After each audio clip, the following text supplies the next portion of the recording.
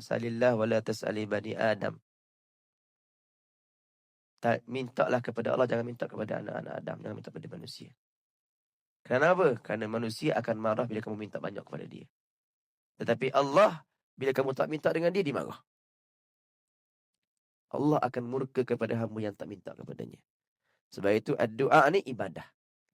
Doa mukhul ibadah bahkan. Doa itu adalah pati segala ibadah. Semua ibadah kita tujuannya berdoa. Ya Rasulullah